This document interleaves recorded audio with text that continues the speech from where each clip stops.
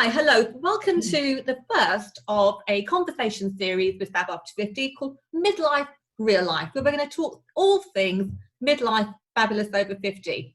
And I'm delighted to have with me today, because I'm Kerry Wilden, the founder and editor of Fab After 50, and I'm delighted to have with me, joining me on our regular panel, Jo-Anne Jewett and Maggie McMillan. So I'm going to ask them both to introduce themselves and say a little about what they do. So Jo-Anne, would you like to go first? I'm a makeup artist. I had quite a hilarious time in my younger years. I was lucky enough to do Princess Diana, Barbara Streisand, Bette Midler, Madonna, various other things. Now that I've name dropped all of that, and there's a hilarious story to go behind when I met each and every one of them, I kind of hung up my makeup brushes, went off, got married, had 2 children, did what a lot of people do, and then kind of woke up one day and thought, right, a lot of women, I've changed, they've changed. Spoke to a lot of friends of mine who were concerned about their eyes dropping, their eyes drooping, their face dropping, everything going south. So it was important to me at that point to kind of change my makeup, rethink the way that I actually approached my makeup, because, you know, things that we wore when we were 20, unfortunately, we can't wear anymore when we're 50. And so it was designed to, and so I wrote a book, started all of this. It's just snowballed into something much bigger, because clearly there's a lot of women out there who are ready for change. Who just don't know, where does a discerning woman over 40 go to get advice without being precious sold? So that's me, that's all, and I occasionally swear. And we don't have to pick one. We should warn the audience, shouldn't we, here, Jo-Anne? Because you have a tendency to use some naughty words now and again. Naughty words, yeah. And we have to have a beep there, which we haven't got. So Yes, yeah. When I'm on the radio or doing any kind of live show, it's always a bit of an interesting prospect. Any interviewers are always getting a little bit nervous when they have me on, but it's all in good fun. All in good. It is all in good fun. And Maggie, I mean, Maggie, tell us about yourself as well, and you know why you're passionate about women over 50 being confident. Okay, well, I'm Maggie MacMillan. I'm director and founder of Style, which used to be the Style Council. And Style is a personal branding, impact, and wardrobe consultancy. And I work with both men and women of all ages. I think the blurb says, you know, from pop stars to politicians, from CEOs to sixth formers, grandparents to godchildren, and everyone in between. And that's about it. But in fact, I started my business in my 50s. I'm now in my late 60s, and I'm passionate about helping women look authentic. And I hate that American word, but I think I'm passionate about personal branding, because we're all a brand, whether we are the young mum at the school gates, or whether we're the post 40, 50 woman in a very different life from her former life, or whether we're the empty nester. We are all a brand. And I think so many of us at this stage in our lives start to worry about and forget actually what that brand is. And I'm all about helping women to understand the brand me and how they can feel and look fabulous. I mean, I think my motto is looking good, feeling good, really. So that's what I do. Great. And actually that works really well, in fact, with what I do. So I'm known for being the editor of Fab After 50, but I also work with helping women and men to extend their working lives, and branding is part of that. So I guess my passion is to ensure that people have the skills, the confidence as well, to work for as long as they choose to or need to, and just really be able to live a fulfilled life. And for many, working longer is part of that, especially in the UK where they've increased the pension age. And as you say, looking good, whether it's makeup that helps you feel confident or your general brand and what you wear, that's all part of it, isn't it? I think it is. I think it's really interesting. I mean, people are working longer. And as a 60-plus-year-old in the world of fashion, you know, I am much older than your average person out there. And what I've come to realise on and off, and I don't feel this all the time, is that I have to look at where my expertise lies, and I have to look at my experience, and I have to use that rather than worrying about, oh, this is a young person's business. I just have to use what expertise I have to reinforce everything I know, really. And what I'm passionate about, other people feeling the same way I do, really. But, I mean, you're a great example of it, Maggie, because you look terrific. I mean, you're obviously very confident in what you wear and what you do. And I'm going to have to ask you a quick question as well, is about your hair. Because you've got fabulous grey hair or silver hair, which, no, we're talking about this during lockdown. We were saying earlier, it does make life a little bit easier for you having your grey hair during lockdown. But do you think it's also been an advantage for you, doing what you do in business, because you're not afraid to have your grey hair on show? Which I know that's a bit. Well, I have to really. My grey hair came about by default, actually. Right. Mm-hmm. The time when I was going grey, I had so many horrendous things going on in my life. I think the colour of my hair was the last of my priorities, really. Right. Mm-hmm. And there must have been a time when, under normal circumstances, I would have panicked like mad and thought, oh my God, look at this. But there was so much else going on, I didn't. And before I knew it, I was grey or silver, as we like to call it. And I think, I have some friends who are very concerned about everything to do with the way they look.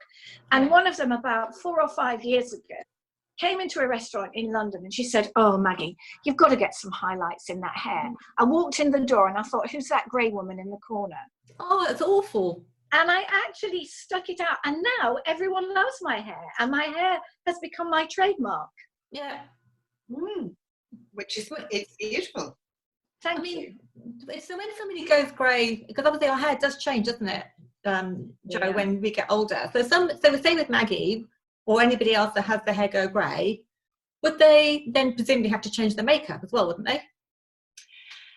Well, or not. I tend not to say that. My 2 colour scope ranges, as you know, are peaches and creams and heathers and berries. Yeah. And it's really to do, a lot of people do say, back in the day there was Colour Me Beautiful and all this kind of thing, which I'm sure Maggie would know more about. But with makeup, it's, to me, that makeup is enhancement. It's actually about bringing out what is beautiful about your face. Yeah. And a lot of what is beautiful about our face, which never really, well, it does change occasionally, because I used to have blue eyes, but they're going green now. But it's the colour of your eyes, it's the shape of your face, and it's your natural colouring. And the makeup should enhance that. And I think now, in particular, especially the people that I speak to, over 50, they want simplicity. You don't want to be going out buying, hundreds of products. You just need to keep it in a very small makeup bag. And so therefore it's getting a colour scope, which is what I do, to actually fit your actual face, and mainly to do with your eye colouring and your general colouring. So, it's a bit complicated. Well, it's not complicated, actually. It's incredibly simple. If you've got blue eyes, you wear peaches, creams, and, all of those kind of shades that are really soft and coral and that kind of thing. If you've got green eyes, because you would never, it always gets me when people put blue eyeshadow on blue eyes. Even back in the day with Diana, with Princess Diana, I had a bit of a fight with her. I would. But the main, you wouldn't show an emerald off, would you, Maggie? Because you're good at this. You wouldn't show an emerald off with a green background. So why would you wear blue eyeshadow with blue eyes? You really need to get it as a kind of contrasting colour. So if you've got green eyes, if you wear a heather, not plum, not kind of purpley, because that would make you look as if you've been bashed in the eye. These colours that I've got on are kind of heathers and berries, but they're softer, and pink. Pink. I love pink. My favourite colour, pink, without a shadow. But can I ask you a question, Jo? So if I was wearing, because I do tend to wear pink a lot, and I wear, for example, fuchsia pink, but I have blue eyes, would you say that the area where you can make some little changes and change your look completely is maybe with lipstick. So matching your lipstick to the colour of what you're wearing. It's just going to tell us off, I can tell. It's interesting you should say that, Maggie, because I have had quite a lot of interaction with a lot of people on Instagram about this, because the thing is, it's like Theresa May, for example. You know, back in the day, an older woman would wear a bright pink lipstick. Do you know what I mean? I remember my grandma, she wouldn't wear anything else but a full face of kind of Max Factor cream puff and a bright pink lipstick. So unless you've got a fuller mouth, a fuller lip, then I would definitely say steer away from bright fuchsia. Soft pink definitely would be nice. And if you are going towards the peaches and creams and you're wearing a fuchsia pink top or whatever, which is what I think you're suggesting, then you can wear, you know, something with like a peachy coral. Peachy coral lipstick is gorgeous. You know, like a rosy coral. Do you know what I mean? Like, yeah, I know, something that's got a bit more blue in it, a bit more pink. Exactly, a slight amount. But the main thing with what I do, or what I say, what I preach, what I believe in my heart, because I've seen it, is that whatever you wear on your eyes, you should follow through with on your cheeks and on your lips. Because this is a colour scope. This, you know, I think where people go wrong is when they wear a random colour on their eyes and then a different colour on their cheeks. And, you know, back in the day, we used to wear orange blusher and pink lipstick. You know, it's all wrong. As we get older, that immediately dates your makeup, really. So I have to say, I do think you're right, because having looked at myself on Zoom recently, you know, when you see yourself, and I, as you know, makeup is not my, you know, my first area of expertise, and so I was thinking, oh my God, I'm going on Zoom, so I must put on a bit more lipstick and a brighter lipstick so that I look better. What I found was, I have to say, when I put on a really bright lipstick, it doesn't have to draw the attention to the wrinkles. well, it does. I mean, like I said, just visualize Theresa. But it's the contrast, you know. It's not just that, Maggie. It's dating. You know, in the fact that to me, looking at you, which we've never met before today, thing that strikes me straight away are your cheekbones, and the way that your hair is cut. So you've got this kind of. Well, I did put a bit of shaping on here today. Thank you. Very good, very good. But I'd even shape it even more. I'd shape it even more. I would really kind of show them off quite, because you've got such amazing cheekbones. And I think that's really. You've never said that to me before. Thank you. You have. And the way that your hair's cut demands that you really show them off as well. But a big tip for us ladies with white hair here, as soon as you take the contour powder, because blusher is different to contour powder. Blusher is what we pop at the front. But contouring here, and you actually follow it through on your temple, on your chin, on your nose, so that you've got a complete. Oh, I haven't done that. I'll do that next time. Good girl, good girl. I'll do that. When you use your contour powder, make sure that you don't touch your hair, because a lot of people, when they're doing that or putting any makeup on, it hits onto the white of your hair, and you can see it. So taking. I've done that before now with my fringe. Absolutely. I've done that before now with my fringe. Like this, with your blush. And I've looked and I thought, oh my God, what is that on my fringe? Yeah, a little bit of orange mixed in with the white. Yeah. So you've got to be careful with that. And when you use your contour powder, always take it from the back, from your ear, and brush forward towards your nose, like that. Okay. Don't go back. You know, when we were kids, where everybody used to just go like this. But if you do that, you get this clump at the front of your face, which is exactly where you don't want it. Exactly where you don't want it. So it's very important to get that kind of shape, especially my ladies of a larger size, which is what I am. You know, it's really important to get that definition back in your face. And the cheekbones are there. We've just got to show them off a little bit more. So. Kerry, I'm sure that one of the, I mean, I'm not sure, this is why I'm asking you actually, do you get loads and loads and loads of questions about makeup? Yes, and all kinds of things. And I think a lot of the confusion has come about because I think now there are so many more different products out there. People get so overwhelmed with what to buy. Absolutely. And they spend a lot of money on something, they bring it home, and it doesn't seem to work the way that it's been explained to them at the makeup counter in the department store. And they feel, well, they've wasted that, and then they don't necessarily want to try again. So that's one thing. I think also, I think one of the problems we've had, and I've said this before, is when we first start to wear makeup, is when we're perhaps in our teens. And so the things that we do when we're younger, we're all designed to help us look older. Yeah. So basically, it's good to get into the discos. Absolutely. Over 80, when you're over 6, no, perhaps we were 16. So we were all trying to look more grown up. So I guess we've developed our own techniques to do that. And now we've got the opposite, where we're trying to maybe not look younger is the right way, but the techniques I don't want like you said, Jo, going from the front to the back and all that sort of thing. That's what we learned to do, but they're not the techniques I'm not trying to look. This is the thing. I think a lot of people talk about trying to look younger. I'm not bothered about being 62. I don't care about, and I don't want to look 10 years younger. I don't want to do all of that kind of thing. I just want people to say, you look really well.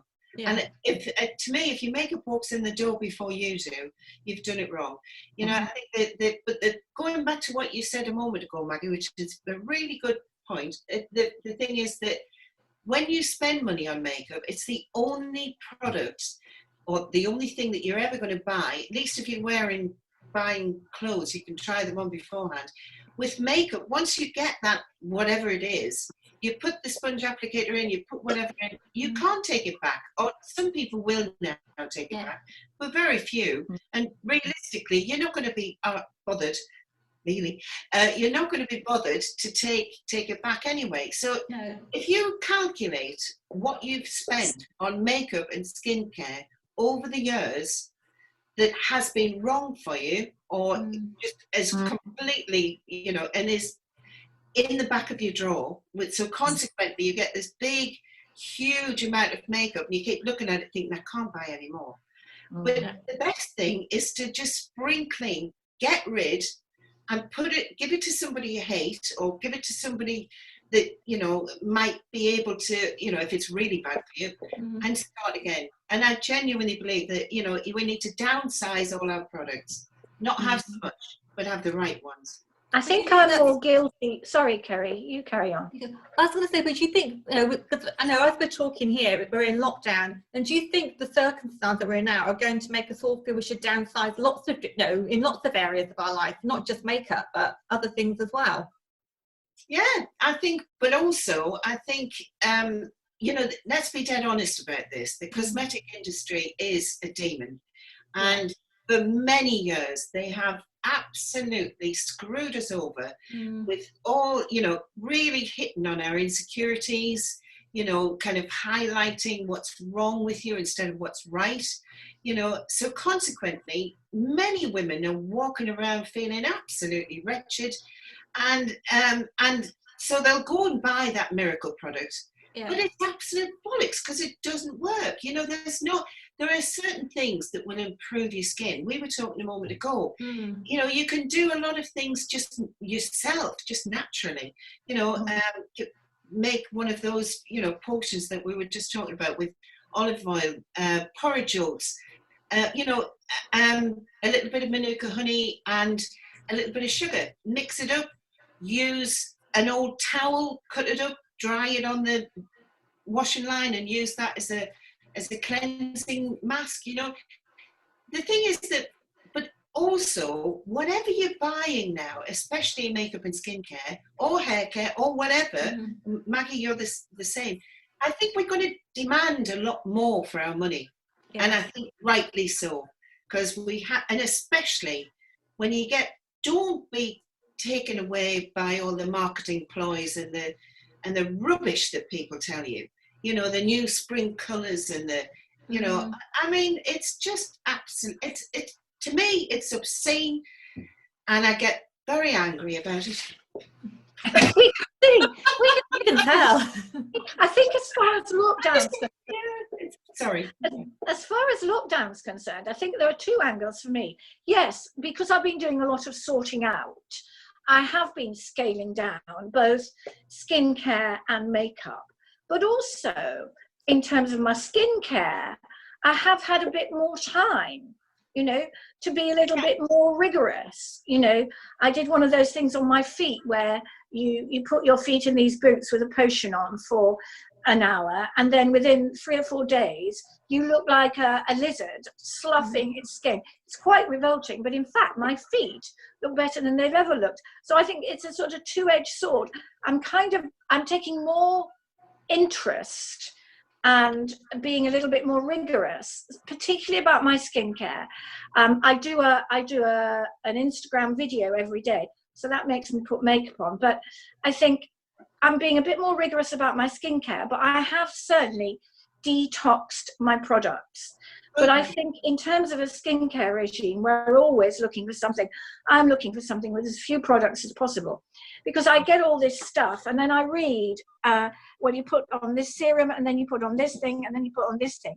Well, my memory is going. So by the time I get to put it on, I've forgotten which order it's got to go in, and I have to like write it down, which under normal circumstances, when I've been working in the day, you know, is all too much. So I think, you know, there will be a simplifying effect, but I have had a bit more time to pay attention to what I'm doing. Well, I think what you're doing is good, but I think the people that I speak to, a lot of the people that I speak to, don't have the time or the inclination. And I think that my worry is, again, or not worry, that's too strong a word, but the people that I'm trying to really inspire are, I know that people go out and they buy a full range of skincare, and, you know, you've got cleansers, toners, everything that you've just mentioned, Maggie, you know, everything there. And it all looks so beautiful in your bathroom. It does, doesn't it? Absolutely beautiful. The problem is you don't use it, or you probably do, but there are lots of women who buy all this stuff and think, right, this is the new me, I'm going to do this thing, and I am going to look after my skin. And then something, we were talking about it earlier, something happens, something else happens, and you just, and this, so from my point of view, it's like with makeup, it's all about it being effortless, simple. So putting the, you know, putting the cleansing balm on, I haven't used soap on my skin for 42 years, and that is the truth. I can't, my skin's so dry that when I wash it with, or, you know, inadvertently, I do a lot of swimming, or used to before all of this, and that dry feeling is awful. So, you know, it's really important to have moisturizers, but put it in a way that you're going to use it, and put it where you're going to use it. And that's my key message. I think it's simplicity. We don't want, you know, life's complicated enough, isn't it? You know, do you have a very complicated makeup routine, Kerry? Because you always look amazing. She does. I don't really. Although I changed it recently, because I did a Zoom call with Jo a few weeks ago, and she said, "Oh my goodness, what have you done to yourself?" I did not. I think you said, "I can't wait to get my hands on your face," I think, to be honest with you. Oh, I can't wait to well, I did say that. You did say that, didn't you? So I thought, oh my goodness. So I thought, right. Nice. So I think, because I kind of think I look okay in the mirror, but obviously it didn't look so good on camera. So no, not at all. Yeah. No, I think you look absolutely stunning. And I think this is the thing, I never ever look at anybody, to be honest with you, unless they ask me to. And I think our conversation went, what would you advise for me? And then I start looking at you, and then I start, again, don't ask that question. don't ask question. Brilliant eyes, and I would just kind of concentrate on, you know, on the eyes, the cheekbones, again, get hair off your face and short. Look at those cheekbones as well.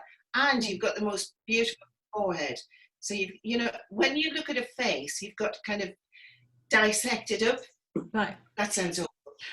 But as a makeup artist, I kind of look at the symmetry of your face as well, and that kind of shows me what's kind of really important for you to accentuate and what to hide, you know, or not hide, but it's, what's that song?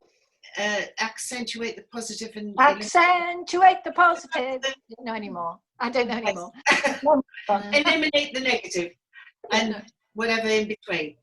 But it is a case of that, you know, it's accentuating what's beautiful about yourself, you know, the colour of your eyes, the shape of your face, and once more with feeling. I think it's about, you know, if your makeup is just overtaking you, which it used to when we were kids, if you think about it, you know, we were talking about it earlier. I can remember Coty Sun Shimmer. Can you remember Coty Sun Shimmer? Oh, excuse me, I've got some of that in my bathroom. Oh, well done. Well, I went to Annabelle's nightclub and I can remember putting this Coty Sun Shimmer on my legs, and like true northern girl, I went with my clippy cloppy shoes, which I could never wear now, and walked through 6 inches of snow, and I looked as if I had white ankle socks on.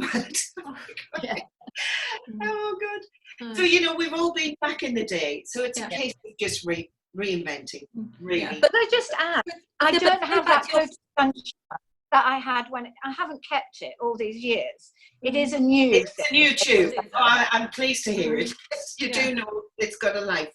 But just to go back to your question though, Maggie, I don't want my makeup to take more than 5 minutes. No, you know, I haven't got the patience for it. It has to be really easy. No, I can almost like do it with my eyes closed. I have not one of these people that can spend hours doing my makeup. No, and you shouldn't either. But all the time. If you look at some of I did a 5-minute makeup, which actually ended up being a 2-minute makeup the other day. I was very proud of myself.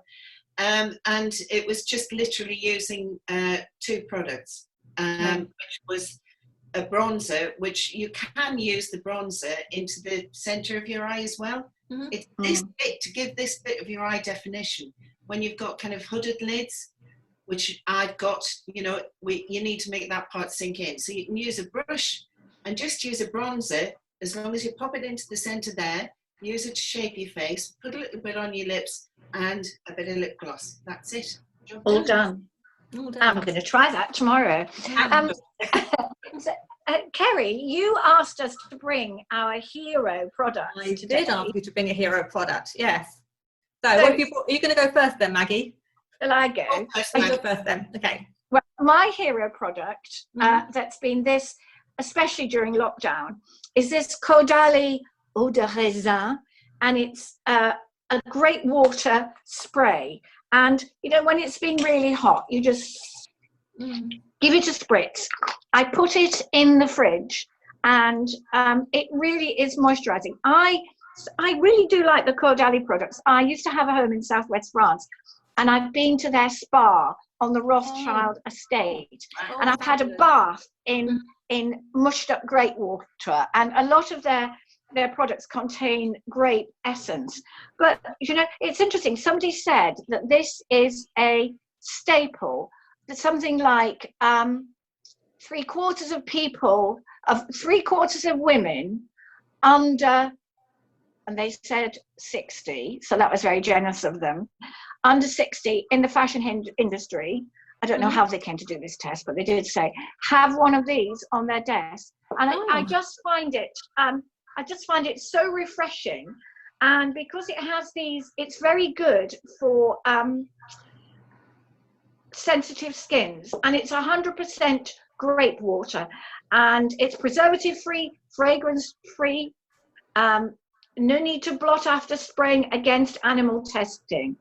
And it's 100% organic grapes. So if you're not drinking it, you can be putting it on your face. Did you see? So that's my first thing. My second. Oh, you've got 2. I've got 2, but do you want to ask me something else about this one? I know. What I was going to say was, have you seen the program 10 Years Younger? With one of the things they did was they had a bath and poured a bottle of red wine in it, and that was supposed to help soften your skin. It did. Can I tell you, that's what I had when I went to this spa, and my skin has never felt better. And when I lived in France, I did use the Caudalie products all the time, and you can get them really inexpensively at duty free if we ever fly again. Yeah. You can get them really expensive, but this actually is big enough or small enough. You can get a tiny one, you can get a smaller one which you can put in your handbag. And with the summer coming up, I put it in the fridge. And I take it out to the fridge, but it's a great thing to have in your handbag. And also I think it just kind of refreshes your makeup. If you think, sometimes as we get older, we get a bit more wrinkly, and I sometimes feel that my makeup looks a bit flat. So rather than slapping another layer on, I just give a bit of a spritz with this. My second product is a spoon. My daughters steal everything I possess, and when I put on my either my moisturizer or sometimes my cleanser, I roll with a Jade face roller, and I think lots of people will have seen that. And I've been to various seminars on it's like facial massage. You can do it with your fingers, but I got used to this lovely Jade roller, and obviously one of my daughters has stolen it. So I now use a teaspoon, and I put it in the fridge, and then I do I can't do it on my face now because my face has got makeup on and it will stick, but I do all this pulling up, just all this, just to help my skin move. It's all about making your skin move. You can do it with your fingers, but actually I'd got used to using my roller, and I thought this was quite innovative. So those are my two. Very good, very good. Yeah. I'm very impressed with how you pronounce, because I always called it Caudalie. Caudalie. Say Caudalie. Yeah. Caudalie. See? Well, I'm a French speaker, so. So did you? What about you then, Jo? Have you got your hero? I've just got one, and it was just because I have. They're the poor relations, aren't they? You've only brought one each, haven't we? Yeah. You know what I'm like. I just was so impressed with myself for doing this spoon thing. She's brought a teaspoon. Come on. Well done. And she's taught me how to pronounce Caudalie. Caudalie. Let's say Caudalie. But Studio 10, I've got this lip gloss, which I do like. It's part of what I've put together as Heathers and Berries range. I've got the kind of different colour scheme, but I'm using this as a lip gloss to go with the Heathers and Berries. And it's really nice because it's got kind of bit of plumping, as I said to you. Could you hold it up a bit? You just missed it. Oh well, that one. Yeah. Studio 10, and it's a rose colour, and it's just really nice. It's got that it feels like chilies, and it kind of plumps. That tingling. Oh, right. It's got hyaluronic acid in. It's not just a lip gloss, which is good, but more importantly for me, it stays on, because I've got such thinning lips that a lot of the time it kind of I lose it within minutes of me putting it on. And I think we've been talking for a good hour and a half, and it hasn't moved. Have we talked that long? Oh goodness. Over to you, Kate. What's your product? Come on, mine. Okay, well, mine's a hair product because I've brought with me Colour Wow's Dream Coat Spray, and the reason being is I have the curliest, frizziest hair imaginable, and as soon as I go anywhere with the least bit of humidity, or like if you go anywhere like overnight and in the night your hair you get kind of warm around the neck. But the next morning I have this clump of curls that just sticks out. And Maggie, you know, because we've met up for coffees during the winter. We haven't had a particularly dry winter, have we? And I spend my life with various hats, which I wear from the moment I leave the house to where I get on, and they just let my hair loose. Because otherwise, I look like there's the mad aunt that's been let out of the attic. Now my hair is everywhere, and I've read about this so many times, but it's not cheap. So I thought, does it really work? So I've tried lots of things. I do get sent things to try as well. As it happens, I wasn't sent this one. I bought this one. And things that maybe I'm not being convinced, but this one has transformed my life. Now, unfortunately, I discovered it, or I used it the first time the week before lockdown, so I haven't had the benefit of it really. I haven't been going out anywhere. But you spray it on your hair after you've washed it, and it's heat activated.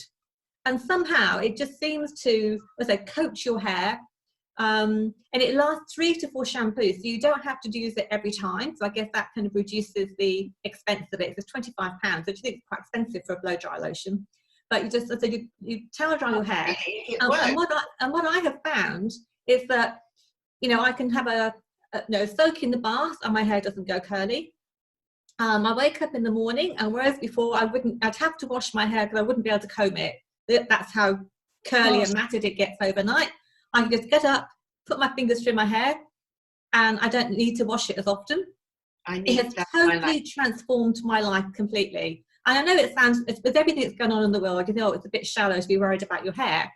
But no, not at all. I've wasted so much time just trying, and also I think it helps because obviously the more time you wash your hair, the more heat you use on your hair, and the worse the condition is. At the moment, with us not being able to go to hairdressers, we have to kind of keep our hair going as long as possible, don't we?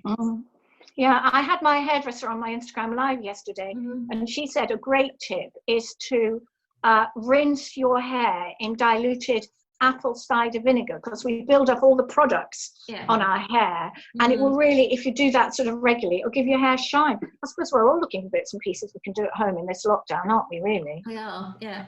Has anybody tried to cut their own hair yet? It's interesting what you just said, though, there, Curry, just for a minute. I know it sounds a bit shallow that I'm looking at my hair. Absolutely not. I think this is the time when we really should be taking care of ourselves and, you know, like you say, reevaluating what you've got in your in your hair and what clothes, you know, you can kind of, this is the time, because we're never going to get this time again, to actually concentrate on ourselves.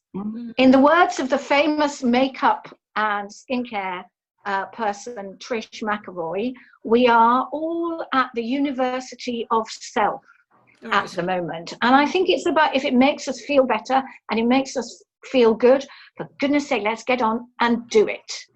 Absolutely. Well, in the words of the well-known makeup artist, Jo-Anne Jewett, you're not 20 anymore, and that's a good thing.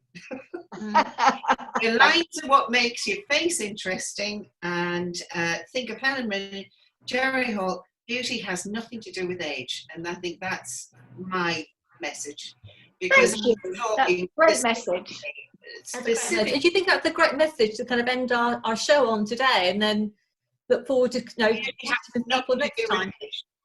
Brilliant, thank you, perfect. Well, thank you, Jo, and thank you, Maggie, for joining me. And just so people know in the future, well, hopefully that most of the shows we'll do will be the 3 of us, but we're going to have guests as well, aren't we? We're going to have people helping us in all different sorts of aspects of our life, whether it's fitness or face yoga or... And we'll sort them out. If they say anything wrong, we'll sort them out. Yeah, So we're just real women, real issues, and we hope you'll all join us again soon. Bye. Bye. Bye.